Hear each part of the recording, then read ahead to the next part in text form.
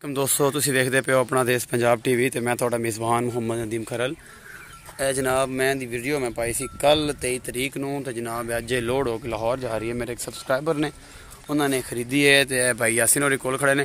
भाई यासिन दस्या पैसे मिल गए मैं दे ओके दी रिपोर्ट है थन थुन पास कराए जे ठीक है ना। आ जे दुध पे जी थन पास भी असीं करा लेने ए दुध एवरीथिंग इज ओके माशाल्लाह।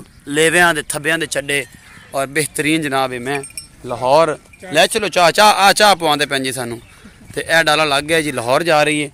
अल्लाह खैर इस्लाम की मालकां दे करे नसीबां च ते ये जनाब कावश होंदी है। ये वीडियो पाने का मकसद ये है कि बेली आंदे ने यार नदीम भाई पता नहीं माल भी विकदा है कि नहीं की करदे हो की नहीं करदे हो। तो जनाब ये तुहाडा वीर जिहड़ा है विकदा तो अलहमदुलिल्लाह सारा ही है पर असीं जिहड़ा है ना इन्ना टाइम कदों होंदा है कि होर भी बड़े फाके ने।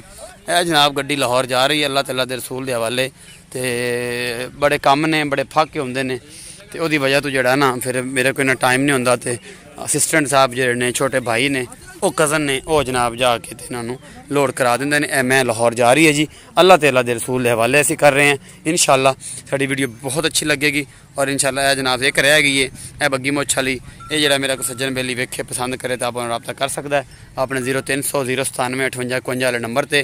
तो जनाब ये चढ़ाओ भाई यासिन इन चढ़ती विखाइए एक बारी ठल चाह का कप पीने अल्लाह ते अल्लाह दे रसूल दे हवाले माशाअल्लाह। अल्लाह पाक नजरे बद तो बचावे जी अल्लाह पाक नजरे बद तो बचावे जी माशाअल्लाह माशाअल्लाह। बिस्मिल्लाह बिस्मिल्लाह बिस्मिल्लाह बिस्मिल्लाह। लो जी जनाब है जी असी चढ़ा छोड़िए ते